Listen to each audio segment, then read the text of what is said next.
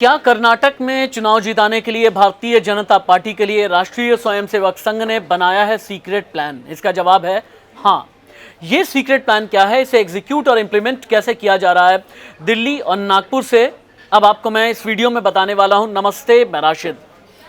कर्नाटक में संघ परिवार ने पिछले कई महीनों में अपनी पैठ बनाई है। चूंकि संघ को भी ये पता है कि कर्नाटक में 80% हिंदू हैं, कर्नाटक में मठों की राजनीति चलती है, और वो चाहे लिंगायत के मठ हों, चाहे वो कालिका के मठ हों या फिर कुर्बा के मठ हों, इन सभी मठों का वर्चस्व रहता है। लेकिन इसमें क्या कोशिश की गई है, आप समझिएगा। दलित ओबीसी को हिंदुत्व और विरासत से जोड़ने की कोशिश। मैं फिर से रिपीट करूंगा, दलित और ओबीसी को हिंदुत्व की विरासत से जोड़ने की कोशिश।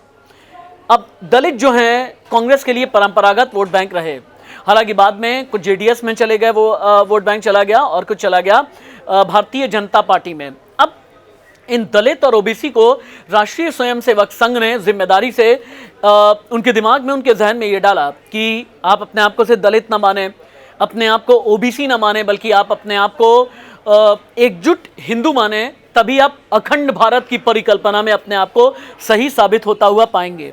और संघ और से जुड़े जितने भी संगठन है ना, जो आनुषांगिक संगठन है, ये अंग्रेजी अक्षर के वी शेप में काम कर रहे हैं। अब ये वी शेप क्या है, इसको समझने के लिए आपको कर्नाटक का पूरा ज्योग्राफिया समझना होगा। क्या है ना कि नेलमंगला से लेकर के मंगलुरु, नेलमंगला से लेकर के मंगलुरु, और मंगलुरु से गोकर्ण काटवार के सियासी मानचित्र पर समर्थन जुटाया राष्ट्रीय स्वयंसेवक संघ ने बीजेपी के लिए। यह वी आकार का मानचित्र बनता है, और इसी वी आकार के मानचित्र पर चलते हुए बीजेपी के लिए विक्ट्री की तलाश में है राष्ट्रीय स्वयंसेवक संघ। और अभी तक मठों और जातियों का दबदबा इस पूरे इलाके में रहा।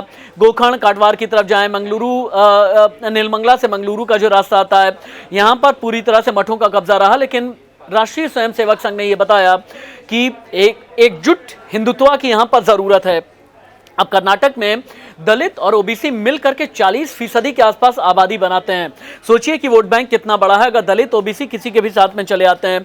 वोकालिका और लिंगायत 36% हैं, और पहले दलित ओबीसी पर कांग्रेस की पैठ थी, जैसा मैंने वीडियो में बताया, लेकिन अब अपने साथ में राष्ट्रीय स्वयंसेवक संघ के लोग लेकर के आना चाहते हैं।